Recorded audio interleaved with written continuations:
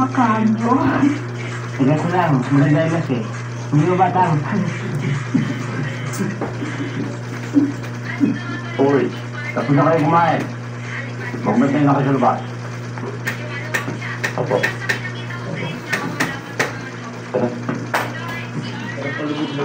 Tara. Patulungin mo na yung bata luming. Ano ka na ano?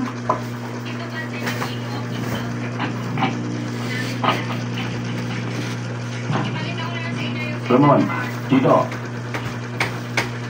Matulog na kayo. Magalakad natin bukas. Opo.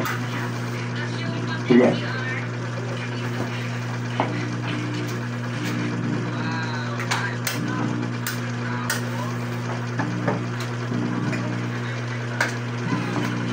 Kakapit ka.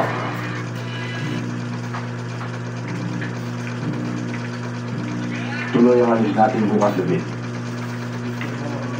Maghahanap tayo ng ibang mga pagtataguan. Dahil natin ng mga hotel tatang. Apat na lang natutira natin mga tauhan.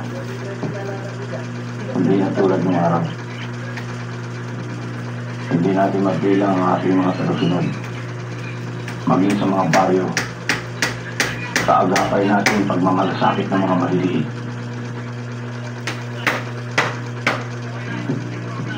May kasalanan din sa mga nangyari, tata. Masyado kayo nasilo sa mga pangako ng mga doble karang politiko. Kayo ang inaalala ko. Ang iyong asawa at anak. Sila muna at silo-silo ito. Ngayon ako nagsisisi sa desisyon kung isama kayo dito sa kampo. Hindi sana nangyari ito kung sinuportahan ko ang kandidatura ni Dr. Suarez.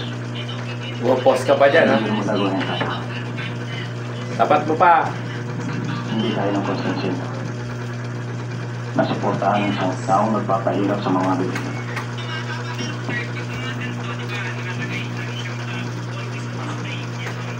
Sentro mo. Dati yung naka-video.